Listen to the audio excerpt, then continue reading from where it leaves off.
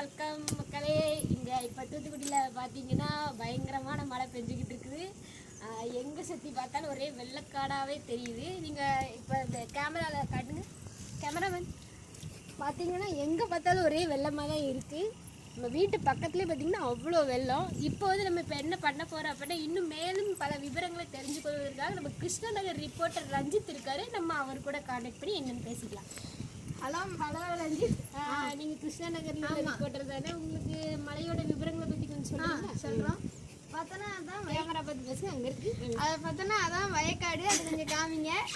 அங்கே பார்த்தோன்னா எவ்வளோ தண்ணியில் முழுகி கிடக்குன்னு பாருங்க. பழத்தை விட இன்னைக்கு 75 சென்டிமீட்டர் அளவில் மழை பொழிவே இருக்குது. இன்னும் அதிகமாகவும் இல்லை குறையிறதுக்கு ஏதாவது வாய்ப்பு இல்லை, இன்னும் அதிகமாக தான் ஆகும். இன்னும் அதிகமாக தான் ஆகுங்களா? Okay okay. எந்த காரணத்தினால இப்படி ஆயிடுச்சுன்னா, வளிமண்டல அழுத்தம் வந்து மேலும்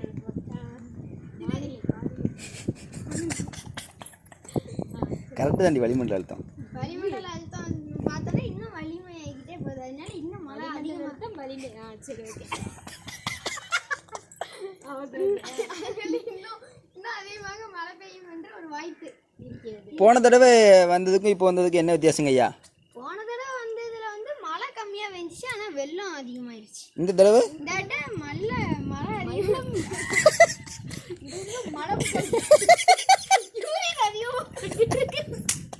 ஐயா மழைங்கிறது வேறையா? Okay okay. இந்த தடவை வெள்ளம் கம்மியாகும், மழை அதிகமாக பெஞ்சிட்டு இருக்குன்னு சொல்றீங்க. ஓகே. நீங்கள் இந்த கிருஷ்ணநகர் மக்களுக்கு என்ன உதவி செஞ்சுட்டு இருக்கீங்க?